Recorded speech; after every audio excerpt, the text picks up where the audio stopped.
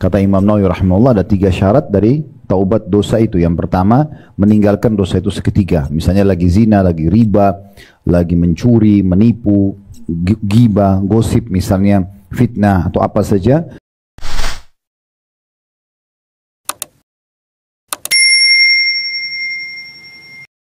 Ada di kota Madain Saleh, 4 jam dari kota Madinah, ya, kotanya Nabi Saleh, yang dulu dikenal dengan kaum Thamud, yang mereka membunuh untanya Nabi Saleh. Sampai hari ini bangunan mereka masih ada. Bahkan gunung yang mereka tunjuk kepada Nabi Saleh, coba keluarkan unta dari sini. Kalau engkau keluarkan unta betina dari sini, dia bisa memberikan minum untuk semua masyarakat wilayah Madain Saleh, Madain ini, maka kami akan beriman. Ternyata setelah keluar mereka tidak beriman. Unta ini bukan unta yang lahir dari induk unta, keluar dari batu, gunung batu, dan gunung batunya masih ada di situ. Nabi SAW mengatakan, sungguh bila seseorang itu melakukan dosa, lalu dia mengatakan, wahai Rabbku, aku telah berbuat dosa maka ampunilah. Allah pun mengatakan, hambaku telah berbuat dosa, dan dia mengetahui bahwa dirinya memiliki Rabb yang mengampuni dosa. Lalu dia meminta ampun, maka aku telah mengampuni hambaku itu. Di sini dalam hadis sampai 3 kali diulangi. Orang itu buat dosa 3 kali pun dia mohon ampun. Terus saja Allah maafkan kesalahannya. Yang penting Bapak Ibu sekalian, kita pada saat taubat kepada Allah itu benar-benar memenuhi syaratnya di saat itu.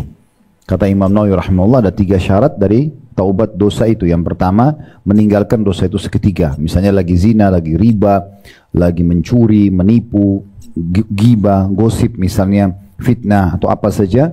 Kita tinggalkan dosa itu seketika. Yang kedua, kita sesali, dan ketiga, kita janji sama Allah tidak akan mengulanginya. Kalau syarat ini terpenuhi, kemudian satu waktu kita terjerumus lagi dengan tidak memprogramkan dari awal karena kelalaian, karena godaan lingkungan dan teman-teman, lalu kita taubat lagi, Allah tetap terima. Allah tetap terima. Kata Nabi SAW, Allah tidak akan jenuh sampai kalian jenuh. Tapi ini jangan ditunggangi ya.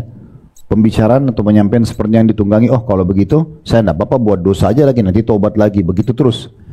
Kalau ini muncul di pemikiran Bapak Ibu sekalian, ini keliru. Yang kita sedang sampaikan adalah bagaimana luasnya rahmat Allah bagi hamba yang mau selalu bertobat kepadanya. Kalau ada opsional antara kita buat dosa lalu bertobat dengan kita buat amal soleh tanpa ada dosa, tentu kita pilih amal soleh. Kenapa kita harus berbuat dosa? Dalam agama Islam, amal soleh itu dipelajari untuk diterapkan. Sesuatu yang halal untuk dinikmati. Dan dosa itu, pelanggaran untuk dipelajari dan dijauhi, bukan untuk dicoba. Jadi nggak perlu misalnya, oh Allah haramkan babi, saya kan suka daging, udah saya mau coba dulu bagaimana babi, kenapa dia diharamkan? Nggak perlu, kita cukup tahu oh ini babi, ini loh fotonya dia, atau ini jenis fisiknya hewan ini, ya udah setelah itu kita tinggalkan. Begitu juga dengan perzinahan, begitu juga dengan mencuri, begitu juga dengan semua pelanggaran, karena efeknya pasti ada. Tidak ada dosa yang tidak punya efek, nggak ada. Jadi kalau Bapak Ibu sudah mulai buka pintu dosa, maka berarti siap dengan konsekuensi hukumannya. Makanya sebagian salaf mengatakan, saya melihat perubahan, saya mengetahui saya punya dosa di saat saya melihat perubahan sikap pasangan hidup saya, ya, tunggangan saya, bahkan tikus yang masuk ke dalam rumah saya. Jadi maksudnya efeknya tetap ada. Efek jerah. Bahkan kadang-kadang setelah kita taubat pun akan ada pembersihan terhadap dosa-dosa tersebut. Kok Ustaz saya sudah hijrah, saya sudah coba amal soleh, saya sudah coba taat kepada Allah, kok masih ada saja ya orang yang gosipin saya, orang yang tidak bayar utangnya. Ya itu resiko pembersihan dosa-dosa yang lalu, gitu kan. Ada saja efeknya. Oleh karena itu tidak usah dibuka. Terlebih lagi orang-orang soleh, orang-orang soleha ini, orang yang masih sibuk dengan amal soleh, itu bisa nikmatin semuanya. Andai saja Bapak Ibu sekalian kita ini menjadi orang baik, orang yang patuh kepada Allah, orang soleh atau soleh, tidak bisa makan, nggak bisa minum, nggak bisa biologis, nggak bisa bekerja, nggak bisa punya rumah, nggak bisa semuanya, nggak bisa jalan-jalan misalnya, wajar orang melanggar. Nah ini bisa, cuman kita makan dan minum yang halal, biologis yang halal, gitu kan, pekerjaan yang halal, semuanya silahkan nikmati. Dan perlu saya ingatkan kembali, sesuatu yang haram itu jauh lebih sedikit. Yang haram itu sedikit sekali. Memang itu Allah jadikan sebagai ujian saja. Yang halal jauh lebih banyak. Untuk apa kita terjerumus pada yang haram itu? Tidak ada manfaatnya. Ya. Jadi memahami poin ini sangat penting agar kita jangan membuka pintu-pintu dosa. Nah, bahasan kita pada sore ini Bapak Ibu sekalian, semoga Allah berkahi. Judul di bab kedua dalam bahasan buku kita ini, mengambil pelajaran dari umat yang dibinasakan. Maksudnya sudah ada umat-umat sebelum kita. Banyak contohnya seperti Fir'aun. Sekarang kita masih bisa lihat muminya kan. Bapak Ibu ketik di Google saja mumi Fir'aun keluar. Itulah Ramses yang kesekian yang ada di masa Nabi Musa yang Allah kekalkan jasadnya, karena pada saat dia ditenggelamkan Allah selamatkan untuk jadi pelajaran buat manusia. Masih ada jasadnya, masih ada peninggalan-peninggalan kerajaannya, masih ada piramidanya, bahkan kereta yang dipakai untuk mengejar Nabi Musa alaihissalam masih ada, ditemukan gitu kan, dan diabadikan itu di dalam satu museum di kota Kairo. Misal contoh. Semua cuma tinggal kenangan. Fir'aun di masanya dia mungkin hidup dulu waktu dia masih maksiat kepada Allah, mungkin dianya merasa dia kuat, dia raja, dia perkasa, dia punya kekuatan, tapi akhirnya Allah binasakan dan tinggal kenangan saja. Namrud, kalau kita ke Babilonia, kalau Bapak Ibu ketik di Google peninggalan Namrud di Babilonia di Irak, sampai sekarang masih ada. Namrud itu raja yang mengaku Tuhan di masa Nabi Ibrahim alaihissalam.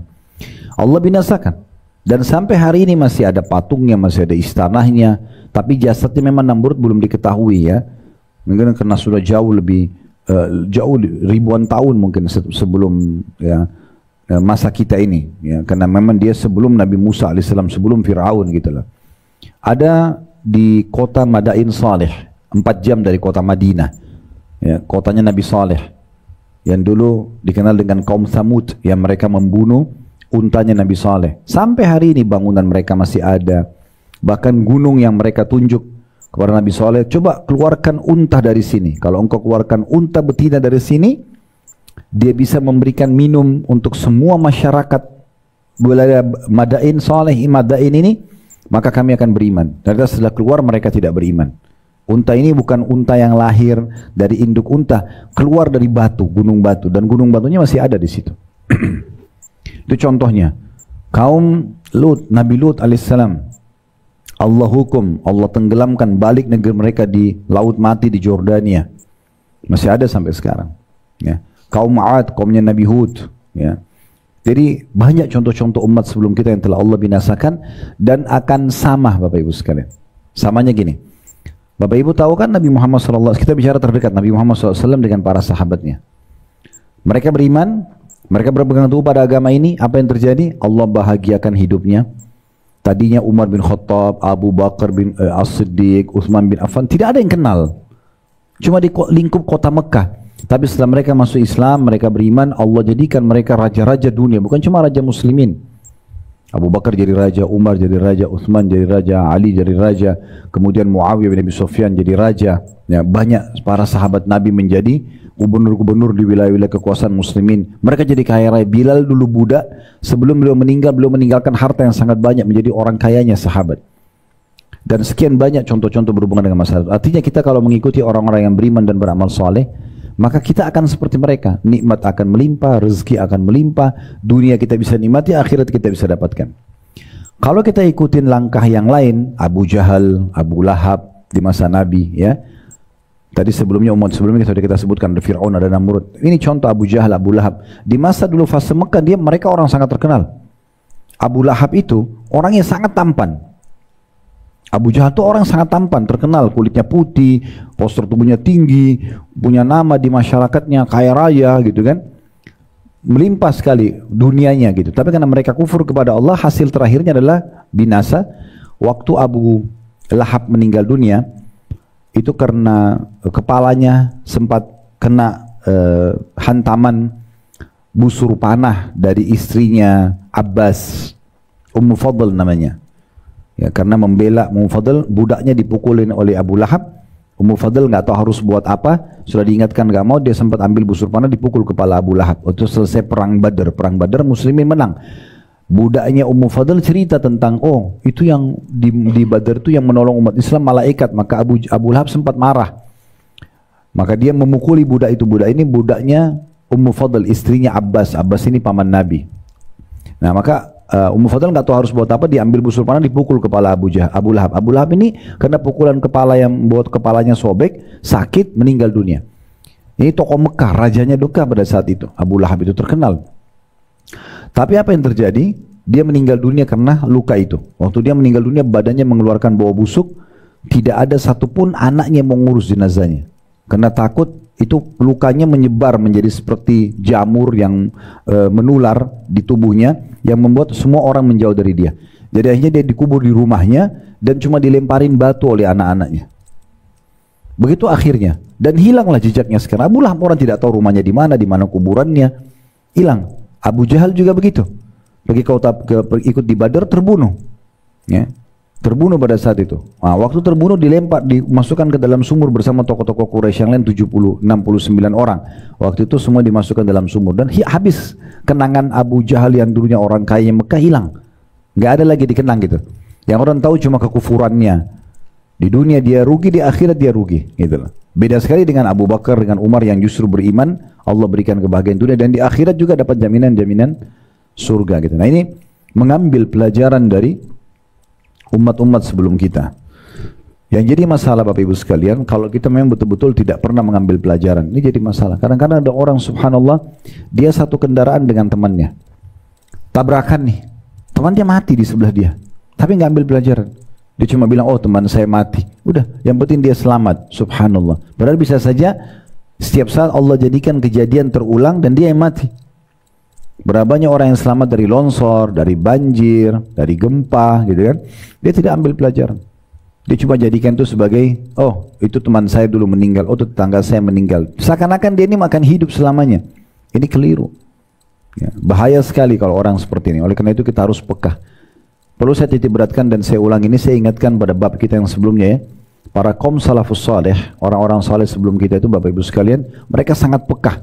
Sampai pada tingkat kalau jalan di sebuah tempat, kakinya keselio kah, kesentuh batu kah, bahkan sampai mereka lewat di sebuah tempat, mungkin ada bau busuk yang tercium di hidungnya, misalnya dari sampah yang orang buang, sudah cukup mereka membuat mereka istighfar dan segera taubat kepada Allah.